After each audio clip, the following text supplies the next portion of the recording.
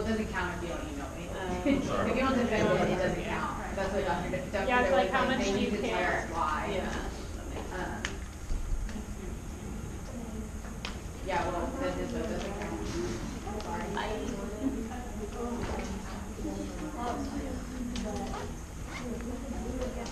And also Dr. Doe told me that this money needs to go by the end of the year. Like he was like, because if you keep the money for more than a year, you have to make a bank account for our class. He was like, this money's gotta go. Because we have to get approval. So that's why I was trying to do is get You approval. send out another email to like, Just a heads up, like, yeah, this has to go. Well, If Dr. you have Doe, the picture, we can.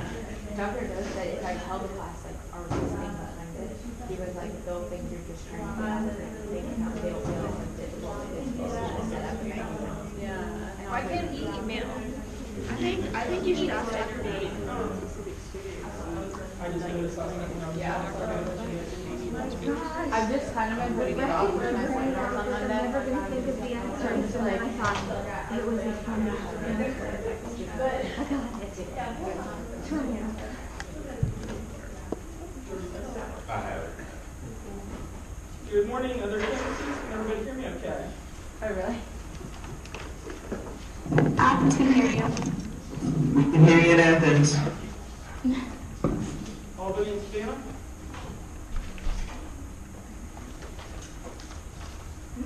Albany can hear you. Great. Savannah can hear you. Thank you, everybody. We've got 2 minutes before we're going to start class. So I will throw in some free career advice. I was just thinking about it on Tuesday after I left. Dr. May introduced me and talked about how he got a reference from me from one of my references. I always thought it was kind of interesting because I came up here to interview when my husband was looking for a job at the medical college. And I did all the right things. I talked to my residency program director. I talked to the director of pharmacy where I used to work. I talked to my current boss. And I told him I interviewed for a job up at what's now AU, and then Medical College of Georgia. I'm really excited about it. Here's who might be calling you. And I got the job offer, and they never called anybody on my list. So, short story of that lesson, anybody that you interact with is a potential reference. So what Dr. May did, Dr. May was at the time the president of GSHP, the Georgia Society of Health System Pharmacists. And he knew very well the president of the Florida Society. And he knew I was on the board of the Florida Society, so he just called that person up and got a reference on the slide. So anybody that you know and interact with, it might be another pharmacist that works at your internship site that's not necessarily your preceptor. It might be a faculty member, it might be someone who did a project, and somebody who's not on your resume as a reference might be the person that they're going to ask. So everything that you do while you're in pharmacy school, while you're out interning is an opportunity to make a great impression. And it could come back to where the pharmacy organizations that you're involved with as well. All right, looks like we're ready to get started. How many students do we have in the class? 130-something? Well, okay. Well, before I left to walk over here, I had a total of 114 emails in the email box I had set up. So if you put the subject header that I asked for, which was investigational drug homework, it went automatically in there. I did go through my email box and I found 16 other ones that had something different in their subject line, and I followed all of those. So as long as your email is in my inbox as of 11 o'clock today and it's complete, you got your 10 points. I did have 2 people that I saw that emailed me because it didn't go to the automatic box. It said, whoops, I left off part and I resent it, so I will count the second one that you sent with all the additional information. And I hope you have a copy handy because we'll be talking about that in just a minute. And as promised, I have so I'm just going to pick at random, so I don't even know what campus, so I'm not going to pick on the students who are very attentive waiting in front of me. I'll just pick at random when it comes time to discuss, unless somebody's waving their hand and really wants to talk. Okay. That's my big secret for getting people to be interactive. I know it's tough when there's a big class like this. Okay, again, just to remind you of the learning objectives. We're going to focus today on going back and looking at the process for obtaining an investigational drug, the drug information, resources, and sources, and really thinking about that definition, whether it's an investigational drug or not.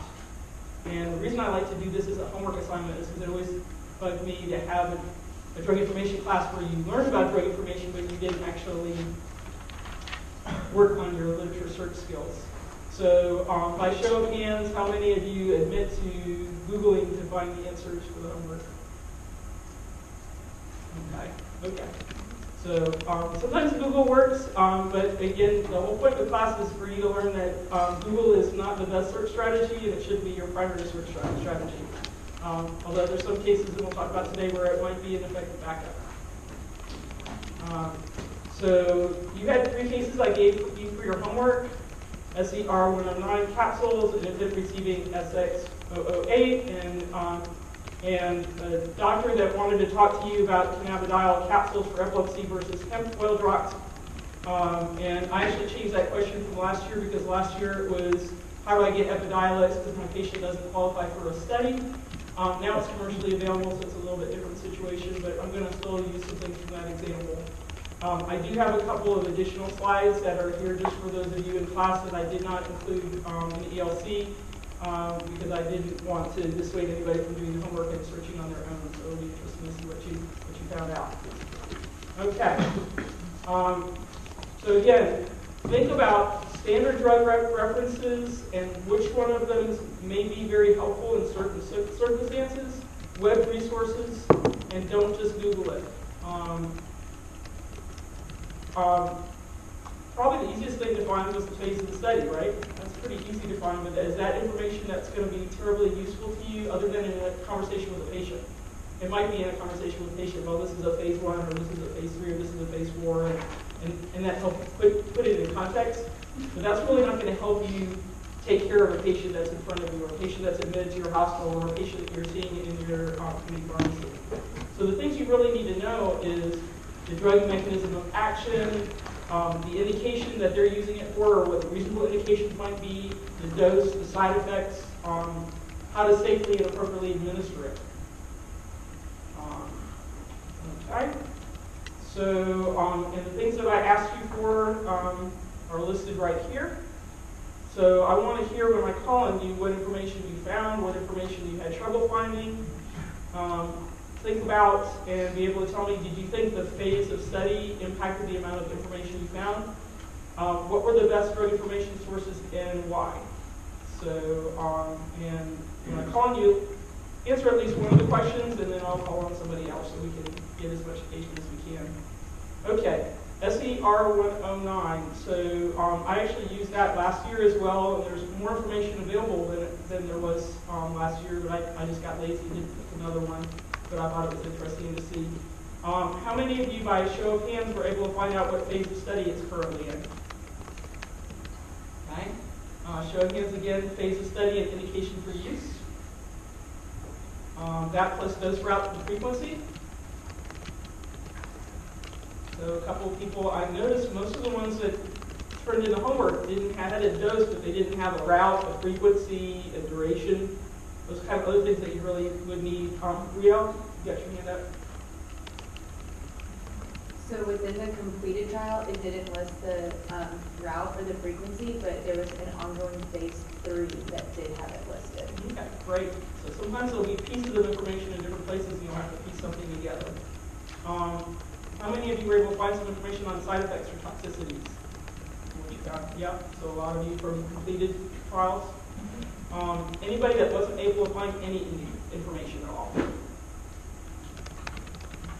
Right, good. And again, clinicaltrials.gov is great because you're going to find that is required for any clinical trial in the United States that beyond phase 1. And what I should have done is gone back and given you a phase 1 because there's phase 1 studies don't have to be registered, in the early phase 1 don't have to be registered in clinicaltrials.gov. So, and you also might not find something if it's a proposed study and it hasn't been posted yet. So I've got several studies that I'm working on setting up that aren't in clinicaltrials.gov yet. So remember that as a limitation of clinicaltrials.gov, but if you have a patient in front of you that says they're on the medication already or is being asked to be on the study, it almost always will be on clinicaltrials.gov. Okay. Okay, Brielle volunteered. Rachel, look, were you able to find anything on toxicities? What were you able to find on toxicities and where?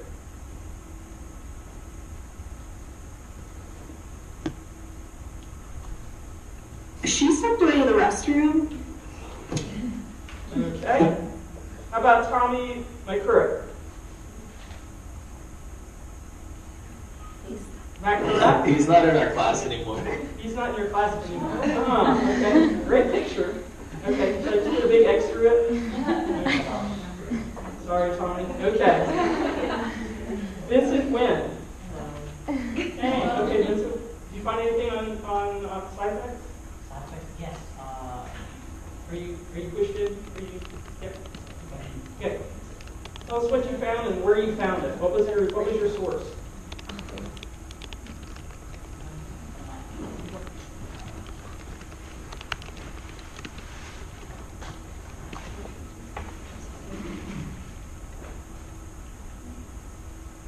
So for side effects of SERV 109, I just found like very common side effects that a lot of drugs have: diarrhea, nausea, and abdominal pain, and I got it off of a article from PubMed.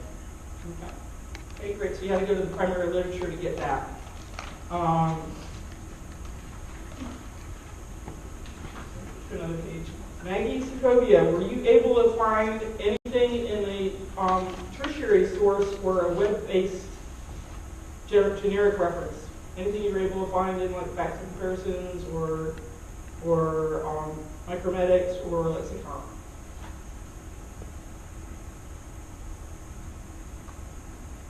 Which campus is Maggie on? She's on her.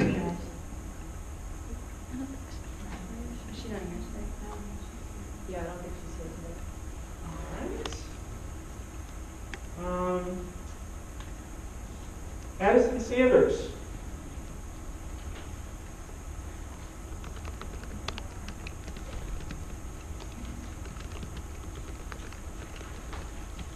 Don't tell me he's not here if he's not here, because I'll go on to the next person.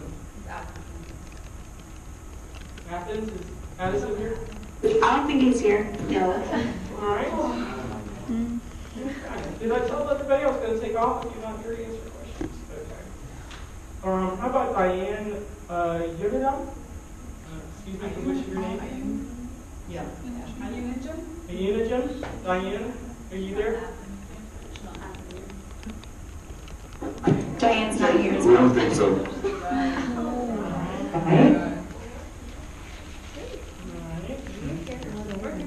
Yeah. How about Dan Ho? Dan Ho. Hi. You can call me Rebecca. Is that Addison? Can you hear me? What was the question again? Hello? Hi. Okay. So the question, remind somebody what the question was. The question was, were you able to find any information that you thought would be useful to help take care of a patient that you could find in one of your tertiary references? So either Lexicon or Micromedics or facts and comparisons. I was not able to find any information on SERV 101 in Lexicon or facts. Anybody here in Augusta able to find anything in any of those resources? Everybody's saying no. Okay. So this is interesting. Sometimes the drugs will have code names long after they have a generic name and be a little bit further along. So it's like Rielcitsuin already in the beginning of phase 3. And believe me, those drug company marketing people work really hard on picking both a generic name that's impossible to pronounce and then a cool brand name. So sometimes they don't tell you what those are for a while. But usually the ones that have a code may not have as much information that you can find in the tertiary literature. So you're going to have to go a little bit further and deeper. I want to go on to the next one because I think there was some interesting stuff on that one. ZX008. So you have an infant that came into your hospital, you know they have seizures, and mom says this is what they're on. Let's see what you're able to find on that. So I'm assuming you're able to find this phase of study, and an indication was pretty obvious, or at least the mom told you it was procedures. How many, by show of hands, were able to find dose, route, and frequency? Okay. What about side effects? Yes, more for side effects. Hey, Brian Boyles, what was your resource that you found was the best resource for dose, route, frequency, and side effects for ZX008?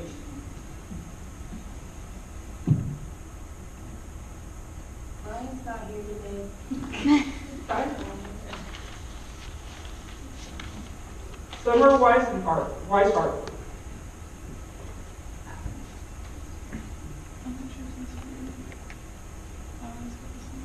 No, that's the other summer. I think I heard somebody. Summer, are you there? Yeah. Okay, we're having a hard time hearing you. You're cutting out. Did you ask what the dose was? What the dose is, and what was your resource? What was your best resource or resource for finding that information on dosing and side effects? So I found a dose of 0.2 and 0.8 mg per kg per day. Initially to start at the 0.2 twice daily, and then titrate up to 0.8 twice daily.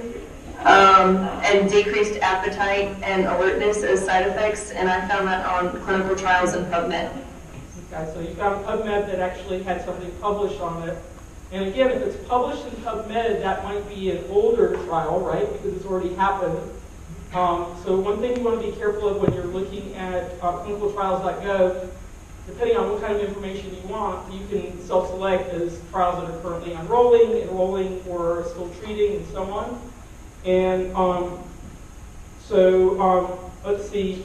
Was anybody able to find a generic name for this product? Alicia Provolcus? That's me. A generic. We saw that Zogenix is the company that makes it. Okay. Is that what? I Yeah, didn't. Zogenix is Oh, the the company. fenfluramine. Fenfluramine, okay. So what was your resource that you were able to find that information? That was also on clinicaltrials.gov. Okay, so you found it on clinicaltrials.gov. So all the people would, I guess, guys, I got a full room here, so I don't know what's going on the other campuses, but I think this is a lot of learning that I think will be good for you on the test in real life, so I'm sorry for the people that didn't make the class today. Anybody use any non-traditional sources, anything other than a PubMed search or the primary literature or clinicaltrials.gov that you felt was a useful resource? Anybody here? Yeah. The Zogenix, the manufacturer's website, did have some information, but a lot of it was the same as what was on clinicaltrials.gov, so. Okay. Yep. I used UpToDate to look up fenfluramine, so I found more information about drug interactions and side effects that came with it, and the reason why it was discontinued at one time. Wonderful. And who is that? What did you say? How did you find? Where'd you look it up? I used UpToDate. UpToDate. Okay, great. Yeah, I remember seeing that when you turned it in. Who is that? Theo. Yep. Okay. Great. And Laura Bagalis from Athens. Thank you. Yep. And then someone else said comment? Okay. I actually used the FDA website, and that's how I found that it was a drug that was originally approved for weight loss, and it was pulled from the market. Great. So the FDA website could be a good resource. And you found out from that did you find out that it was an orphan drug, right, for the current indication? So now the problem with some of the stuff on the FDA website is you're going to find some things under the ZX, and you're going to find, as Theo noted, you're only going to find some things once you know the generic name. So, in fact, when I tried to do a look up to see if it was a orphan drug, the orphan drug information was under the generic name and not under the code name. And I'm not at all surprised that the sponsor didn't intentionally use and continue to use the code name for all the publicity, because they don't want to connected to a generic name that has some negative repercussions associated with it, right? But I could also tell you, and I don't have a copy of the informed consent document for the study, but as part of any informed consent discussion and any written document for informed consent with the parents of these kids, you better believe that there's going to be a whole section in there saying it was on the market for weight loss and what the side effects are, and those are risks, and how they're making sure they manage and control those risks. Yes? I just had a question. Like, when I was looking this up on the clinical trials, all the trials said it was used for 2 and up, and I was just curious since this is an infant. That's a good pickup. Okay, so you get bonus points. So that would seek me to go in and say, hey, go in and talk to the parents to see what's going on. So now, based on the fact that the trials are all 2 and up, and you can't find any trials that are either still treating or still enrolling that involve infants younger than 2, the next question is, hey, where'd you get it from? And that might lead me to believe that it might be a single patient IND or expanded access or some other way of getting the medication. So excellent pickup. Great information. Okay, and that was the point that I wanted to make here is you can use the status and do an advanced search. So if you are looking, you have a patient on it or a patient or family member that is thinking of going on a study, then you want to look at, maybe you check, not yet recruiting, but you probably want to check recruiting, maybe enrolling by invitation, because that just means limited sites, limited targeted people, or active not recruiting. And it'll help you target which studies that you filter and look in there. So you can see these are active not recruiting, so there might be someone active not recruiting that a patient is in on. And hey, this one actually has a site, Panda Neurology, which is right in Atlanta. So and maybe they're in that trial, but hey, maybe they're in that trial, but this is a patient that didn't qualify for the trial, and somehow the Panda investigators were able to obtain it for that patient under a different circumstance. So it would certainly prompt you to ask some additional questions and do some additional follow-up. If you're doing searches, you'd want to just focus on the United States, right? Unless it was a patient that was coming in from another country where you'd want to expand that. And then you'd also want to add expanded access available to broaden the search and include that as well. There is still a possibility, even if it's not posted as expanded access available, that an individual drug company would allow it for an individual patient. And we've actually done a fair amount of that. There's a lot of additional paperwork to be done, but it can be done for an individual physician in an individual case. There was a lot of buzz about the right to try laws, the federal right to try laws that were passed last year, I believe, nationally, that really don't have any impact on. Georgia's had a right to try law for years and years that basically says it tries to limit and shield the drug company's liability if they let somebody right to try, and anybody can try anything. But the FDA has a very, very good system with single patient INDs and expanded access trials to have an alternative route for patients that can't enroll for one reason or other or don't qualify for a clinical trial to have drugs available. And at least my experience has been, I have not known any patient or any physicians that have used the right to try law route to get something from a company, or at least not successfully, rather than going the IND route. And the single patient IND route is often very successful. Great point. Drug information challenges, particularly for those early stage trials, are twofold. One is that the information is just not owned. So if you've got a phase 1 study, there's not going to be a whole lot on toxicity because it's not known yet. They might not have fully characterized the mechanism of action and so on. The other is that it's known, but it's unpublished and proprietary. So, several of you found with the ZX001, once there was a published study, boom, the drug company is going to splash it on their website. They're going to do a press release, and then you can also find it in PubMed. They'll also do that even if there's just a paper or an abstract at the meeting. They will very often do a press release to inform their stockholders and future stockholders and do what they can. That information is very, very tightly regulated because to avoid insider trading or anything that might be seen as influencing stock price or manipulating the stock market. Until that time where it's published or presented at a meeting, it may be unpublished and proprietary, and then it's going to be very difficult to get the information. And that's where you have to go through some additional hoops. And the things that are challenging are really the specifics of administration. So on clinicaltrials.gov, you may have been able to find milligram per kilogram, but not is it given with meals or is it given on an empty stomach, right? Or for the SER 109, was anybody able to figure out how long, what the duration is of that, how often and how long to treat? City. I saw that it was 4 capsules once a day for 3 days. Okay, great. And you were able to do that because it was published, right? And then last year that information wasn't out because it hadn't been published yet. So drug interactions, again, drug interactions are often not tested until phase 2 or phase 3. And a lot of times in the trials based on the type of drug it is, they may have a lot of exclusions to avoid the potential for drug interactions, but not actually have done any testing in normal volunteers to see if those interactions are actually the case. And again, toxicity and management, the things that would really be useful to you in the case of an overdose is a dialyzable and so on.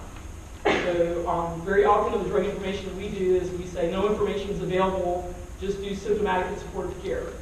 But you're always looking for that information about is it dialyzable or information that might lead you to think that might be a reasonable thing to try. So for example, if it's cleared by the kidneys, then you certainly want to try that. Non-traditional resources. And the next step for drug information is something I really want to focus on. So you've already identified the manufacturer's website. Press releases of the manufacturer's website are going to be a great opportunity if there is something out there that you might not be able to find in other places. So particularly, and again, once it's published and it's in PubMed, but it doesn't get in PubMed as soon as it comes out and it's published, right? There's that lag. So, and you may find that you've got some doc that's really excited about using something because they saw it in a meeting. So it was a paper and maybe just an abstract, or they saw it in a journal article that just came out that's not yet available, and you're going to have to really do some hunting. So those non-traditional sources, and then sometimes just Googling it, could be reasonable. As a couple people said, the FDA website can be a good resource. And then just recognizing that you might need to find both a generic name and a code name, and you don't know which one it's going to be under.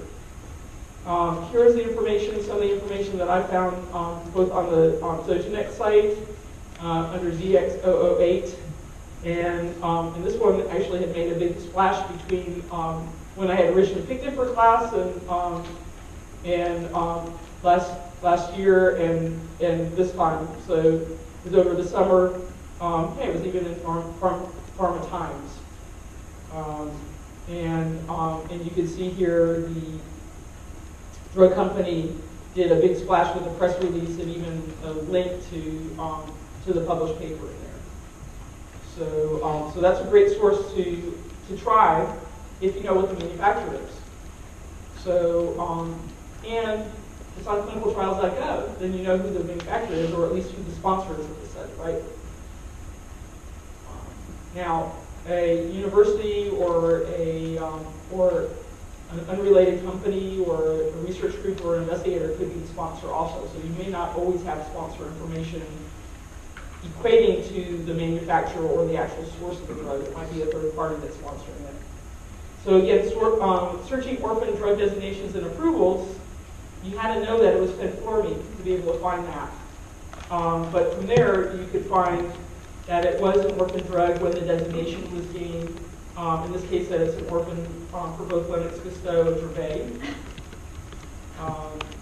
And the thing to know about this orphan drug database from the FDA is once an orphan drug, always an orphan drug, so it will include orphan drugs that are already on the market. And if it's already on the market for a labeled indication, it's no longer investigational, right?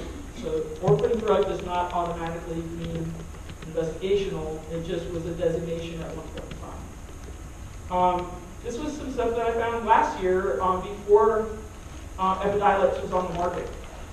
So they had a whole page on their clinical program, links to the phase 3 pivotal trials, and then even, you can't see it on this page, but there was also a link for expanded access. So if you know there's a clinical trial going on and your patient doesn't qualify for the clinical trial, so that infant who's less than 2, which is what the trial is, and you've got a doctor or patient and family that want to know if that medication be obtained, then there's a little bit more digging to be done. And here's the very nice website that Greenwich Biosciences had about their expanded access program and information on it. And then there was a link to that as well. So they started phasing out expanded access, and Augusta University and the Governor Deals initiative through the state of Georgia was the first state-level expanded access program for Epidiolex cannabidiol. And I believe we're the largest one. So New York and Texas and a couple other areas followed suit. But they started phasing out ability for expanded access back last spring because it was approved in June. Even though it was approved in June, it took 3 months to be rescheduled by the FDA, and they couldn't actually ship anything until they knew that it was going to be Schedule 5 so they could do the labels and get it all set. And the scheduling was done in October, and it wasn't actually available through specialty pharmacies until January. And then of course, Georgia Medicaid likes to wait a while before they'll approve things. It was really exciting that they actually started approving doing prior approvals for this drug a lot earlier than we expected. Okay, so what are some alternatives to explore and think about? Where to look if you're trying to find great information? Several of you mentioned the clinicaltrials.gov. So that's where you want to make sure you use the checkboxes in the advanced search to determine what was still recruiting. So this is a patient that doesn't qualify for Epidiolex because it's on the market and their insurance company won't pay for it. And I don't know, the list price according to Lexicon was $32,000 a year. So that's probably not something that a family's going to want to pay out of pocket for unless they're quite wealthy. So you want to check boxes for and look for different cannabidiol studies. And there are several for products other than the one that's on the market. But I found a few that were recruiting. So again, the one that's recruiting in Canada is not going to do much good for the patient that we have here. But there's one with the Children's Hospital in Miami and spot in Tampa, and again a site in Atlanta. So that would be an option since it's still recruiting to click on it and see the contact information and see if your patient might qualify for that. I want to see what you guys thought about the idea of the hemp oil or the other drops or any of that kind of stuff. Maddie McCormick?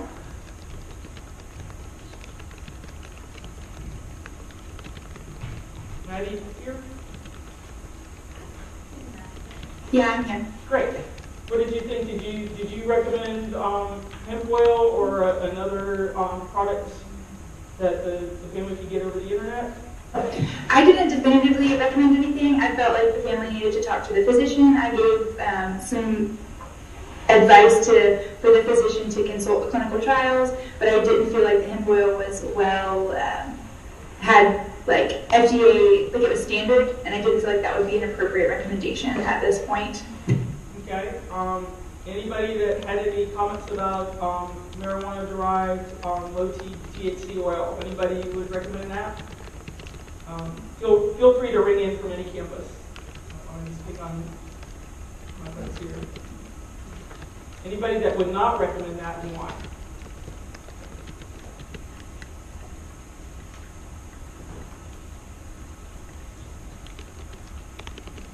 I hear you deafening silence. Don't want to commit, right? Well, I went to a great presentation at the ASHP mid-year meeting from some folks in Colorado, some pharmacists in Colorado, that did a really good job talking about medical marijuana, which is legal, and recreational marijuana, which is legal in Colorado. Important things for you to know, as someone that is going to have a pharmacy license in a little bit more than a year. Marijuana and marijuana extracts are still illegal federally. So cannabidiol Epidiolex, because it's FDA approved, is not considered a marijuana product. It's a Schedule 5 commercially available product. That's acceptable.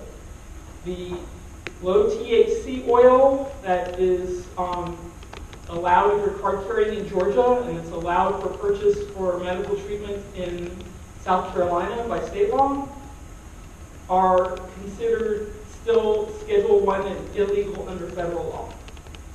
So that means that for a physician to prescribe it, for a pharmacy to stock it, for a pharmacist to recommend a dose, that physician prescribing it or a pharmacist handling it would be basically breaking federal law, so it would technically be a medical felony. So the pharmacists in Colorado that were at a children's hospital and had a very long-standing service that have had to walk that tightrope and deal with it, so that they've actually had patients referred to them in consults, and they had a physician sending patients to them and saying, we want you to recommend a starting dose of cannabis oil. And they said, we cannot recommend it. All we can do is tell you, based on the patient's history and their other medications that they're taking, what some potential drug interactions would be, what some downsides would be, and what some risk would be. And whether we would just acknowledge those or say that there are no drug interactions that would be overly concerning. So they could provide consultation, but they can't recommend a dose, and the physicians can't legally prescribe it. Again, that's under federal law. So your license is under state law, but a federal felony, if that should occur, could impact your state license. So it puts you in a difficult situation. Hemp oil and hemp products are very interesting. I was looking at a website from Illinois. Nope, it was Indiana a couple of weeks ago. The Farm Bill in 2018 made hemp products legal. So you've probably seen the CBD stores crop up. I know our Earth Bear has a whole supply of CBDs, and a lot of these they're now doing things like soaps and creams and all kinds of things, because I'm sure it makes your skin great too, right? It'll cure anything. So you've got to remember that a hemp product, because it is not marijuana derived, is not illegal under federal law. But I think you have a good point about why you would not recommend it for a patient. And there are some pharmacies that are promoting these products now. They're walking a very difficult line because it is a supplement, right? It's a dietary supplement, a natural product. I thought this was a nice slide I just threw in. As far as other options, if you go to the Greenwich Biosciences website, in addition to Epidiolex, which is approved for a couple of indications, they have a product called CBDV, which just has the code name GWP42006, that is in phase 2 for epilepsy. So that would be another investigational option. That would still be Schedule 1, but if the participant were in a clinical trial where they didn't qualify for Epidiolex, but they were enrolled in a clinical trial with CBDV, that would be another mechanism to get a cannabis-derived product for epilepsy. Now here's why you might want to recommend cannabidiol products other than the one that's on the market. If you went to the FDA website or did that Google search, you would probably find some of these things. The FDA in 2017 sent out warning letters to 4 companies based on misleading advertising. They had cannabidiol-related products that didn't actually have cannabidiol in them. So again, with natural supplements, it's always the buyer beware. But they also sent warning letters as far as products that were being marketed as unapproved new drugs. So you've got 2 issues. One, you have the issue of not knowing exactly what's in it, because there's no oversight of labeling, quality. It could have pesticides in it. It could have other products in it other than what it says it has in it. But there's also no evidence of safety and efficacy for what they're marketing it for. So again, FDA has tested the chemical content. Many were found not to contain the levels of CBD they were claiming to attain, and these products are not approved by the FDA for diagnosis, cure, mitigation, treatment, or prevention of any disease. If they're being used for treatment or prevention, then they're being used as an unapproved new drug. And they also sent out a warning to companies marketing those that are derived from marijuana, particularly that claim to treat or cure cancer, because they may be diverting patients from legitimate options that would be more beneficial. I've got a few minutes to cover some other things, so I want to go through, and I do have some supplemental slides and bonus material, but I won't get through everything. Federal law, state law, institutional policies, and accreditation standards. IND safety reports are required by the FDA, that the sponsor has to notify the FDA and all participating investigators of any serious and unexpected adverse experiences, as well as animal testing results that suggest there's a significant risk for human subjects. So the sponsor, whoever the sponsor is, has a duty to notify the FDA and the investigators. Investigators doing the study have a duty to notify the sponsor, who then has that duty. And this is a little bit different from the duty that you have. ADR reporting is voluntary through MedWatch for clinicians, right, in the public and health professionals. But this is a mandated reporting. Investigational accountability is something the PI or principal investigator can delegate to the pharmacy. So this is something that we do. But the PI has responsibility for record keeping, record retention, documenting each transaction, received, dispensed, disposed, returned of, destroyed, dates, quantities, and they need to be supported by case histories, which would be a medical record, or a CRF, which is a case report form. Lot numbers, kit numbers, expiration dates. All these records have to be saved until 2 years post-marketing approval for the indication under study, and or under international rules for 15 years. I believe that's European rules. So basically, these records have to be kept a very, very, very long time. Investigational drug labeling, there's a required legend, caution new drug, limited by federal or United States law to investigational use. If you as a pharmacy are dispensing this medication, you don't want to cover up that required labeling. And if you prepare or package something, you want to continue to label it as for investigational use only. The FDA also says labeling cannot represent the product as safe and or effective, and it prohibits false and misleading statements. Remember, when the FDA talks about labeling, they're not just talking about the label on the product, but they're also talking about labeling in terms of investigators' brochures, product labeling, marketing materials, any leaflets that are handed to patients. So the key word is here, you never want to cover any of the sponsors' labeling or their labeled information. Investigational drug requirements include special requirements for storage, and also not only security in terms of limited access, which most sponsors take to mean under lock and key, but it also is the storage conditions according to instructions on the drug label. And again, in this case, the drug label is not the label on the package, but it's that investigator's brochure that says what temperature, humidity, light conditions. Charging for investigational drugs, commercial distribution is prohibited, but there actually are some circumstances, if the FDA approves, where they can charge for a drug that's still investigational. And it's been a while since that happened. We actually had a drug that for vaso-occlusive disorder that the sponsor under a treatment IND was charging pharmacies and hospitals $32,000 per treatment course for. And guess what? We didn't have good evidence that it worked, and we decided we weren't going to do that. Didn't go very far. Emergency use of an investigational drug is a very specific case that I mentioned to you. There may be no time for an IND application. The FDA can approve this as an emergency IND. The sponsor has to release it. And there are some emergency exemptions for a single one-time use that can just be reported to the IRB within 5 days of use. So you still have to get consent in most cases, but you can report to the IRB after the fact. This was a case in 2013-2014 where zanamivir IV was available investigationally.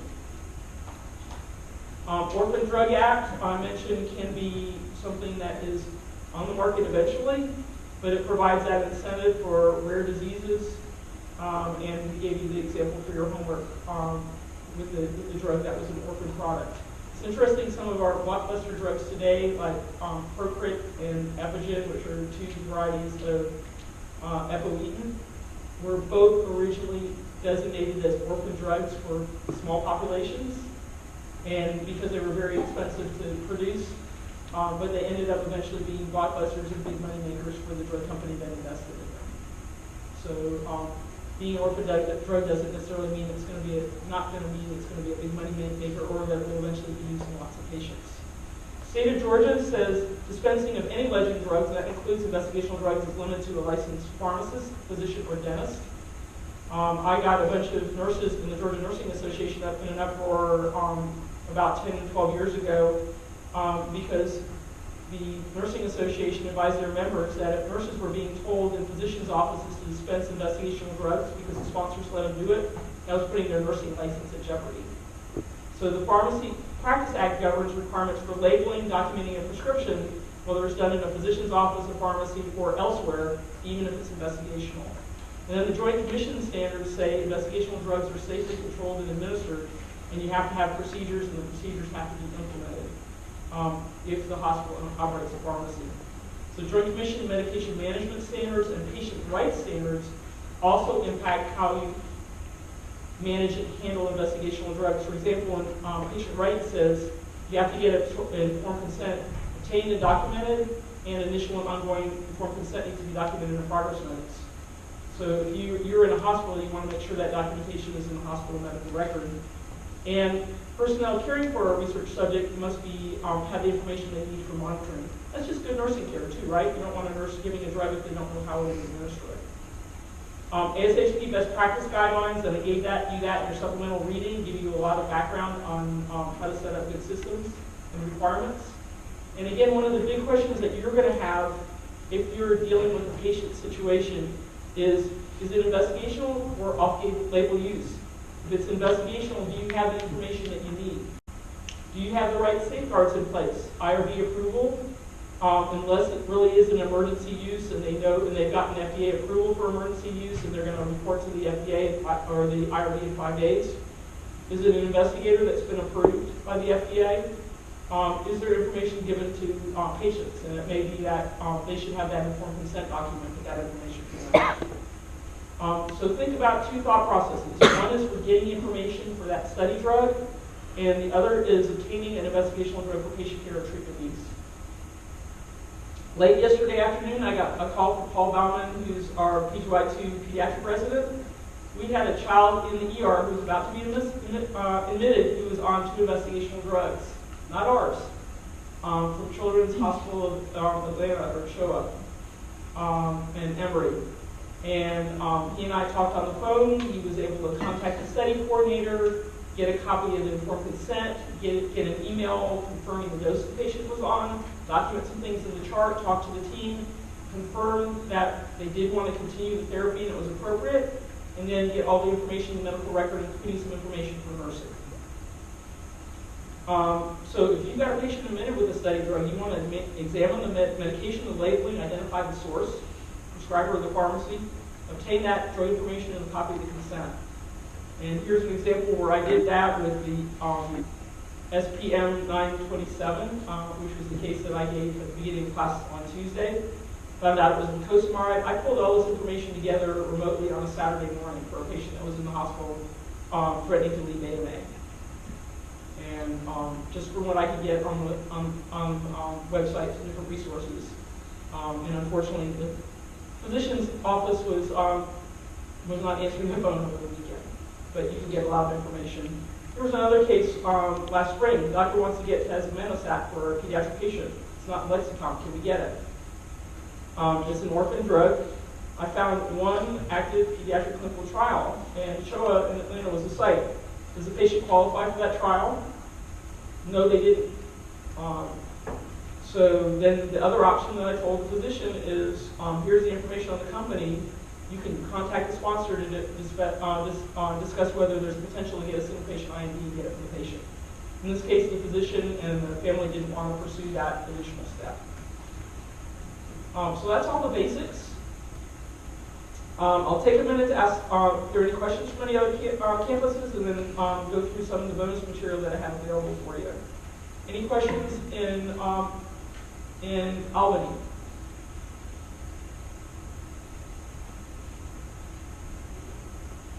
Savannah? No, ma'am. Athens?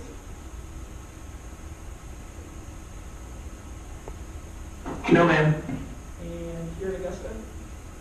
Okay, I got through a lot of information really quickly. The bonus material really talks a little bit more about the pharmacist's role. I know at least some of our students here have had the opportunity in their IPPs to spend a day with us, learn a little bit more about it. We do have a fourth year APP as well. But we're involved in maintaining the blind, the randomization and blinding and information. Sponsors look for a lot of things that we can provide for them: accountability and value, and being able to stand up to an FDA audit. So control of drug packaging, receipt, temperature, conditions, cold chain, security, lots of documentation,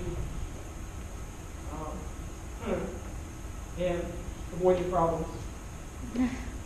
So we have a duty of care to the patient for patient safety, efficacy, duty to the investigator, the sponsor, for those delegated duties, duty to the organization, facility, the pharmacy, the university, and a duty to the public and society for the scientific integrity for the study of the information that will be used to treat future patients. To go back really quickly to what you're going to need for the exam, because I know you've got an exam coming up next week, right?